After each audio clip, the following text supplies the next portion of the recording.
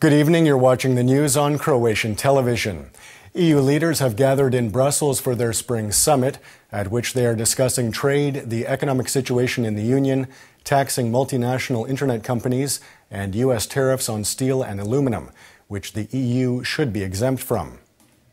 Leaders will discuss how to respond to President Trump's overall approach to global trade, which could negatively affect jobs all over the world. We share the American concern about global overcapacity. In fact, we have been sharing it for years. This is why last year we agreed, together with the United States, China, and the other G20 partners, to sort it out together. I feel that with the exception vis-à-vis the EU, the entire issue could be easily avoided. That's what we expect from our partners, and given the volume of trade and the jobs which are created in the transatlantic economy. Thank you. EU leaders could also not avoid the issue of British allegations that Russia carried out a nerve agent attack in the UK.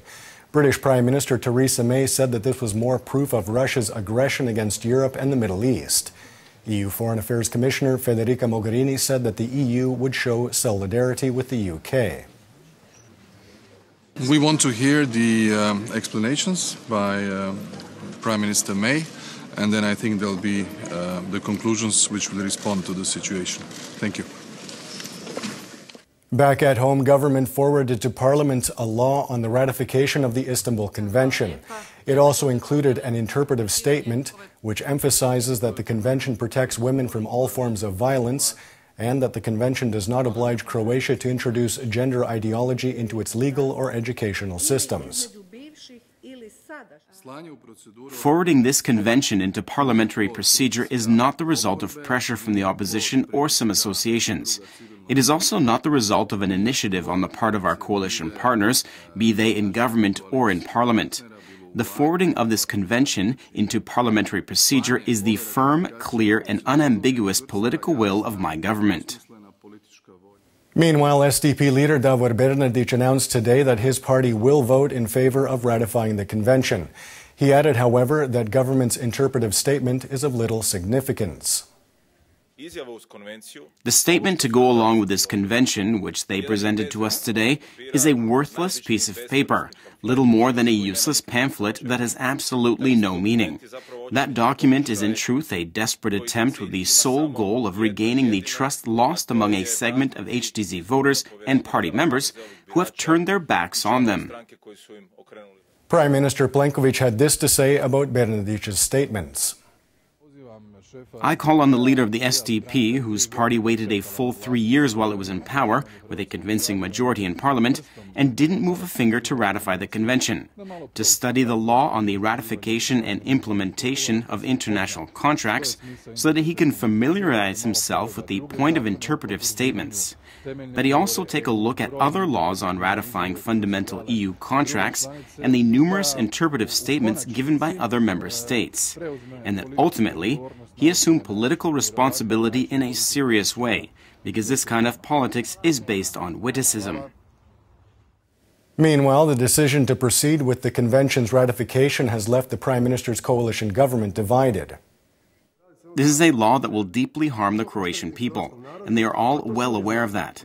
I am sorry that no one had the courage.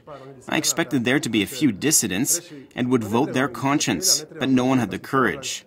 This is a turning point that will determine the future relations between the HDZ and HRT, and it's very clear which direction that will go in. I personally and the HNS are very pleased that in a polite way we have expedited the process of ratifying the Istanbul Convention and come closer to a politics of cooperation and compromise in achieving a broad consensus on issues of importance for Croatian society. In other news, Finance Minister Zdravko Marić announced today that his ministry is working on measures that will change the current mechanisms for blocking accounts and will help citizens under distraint proceedings as well as protect creditors. We obviously know that citizens with blocked accounts want these measures adopted as soon as possible. We are trying to find a set of measures.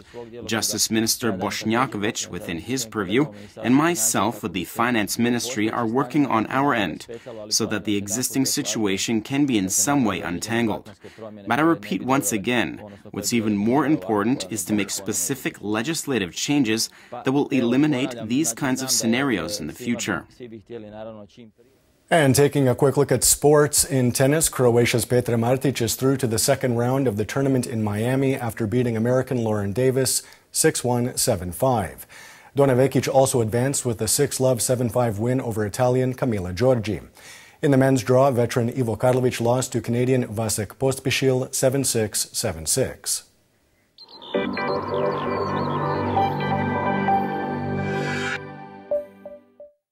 And now the forecast for tomorrow. Moderate to heavy cloud cover with some snow in Lika and in the east of the country. Dalmatia will see rain and sleet, especially in the south. The northern Adriatic will see the most sun. The coast will see a strong to gale-force northeasterly with hurricane-force gusts in some places die down during the day. Overnight, southern Dalmatia will see a strong southeasterly and easterly.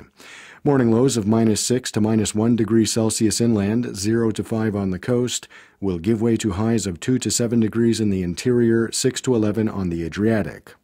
The three-day forecast for the interior calls for moderate to heavy cloud cover, but it will remain predominantly dry. There could be some rain in the Dalmatian hinterland on Monday. Winds will be mild and temperatures will rise slightly. The coast will see predominantly sunny skies on Saturday. This will be followed by partly to predominantly overcast skies in Dalmatia with an increased chance of rain, especially on Monday. Temperatures will rise gradually.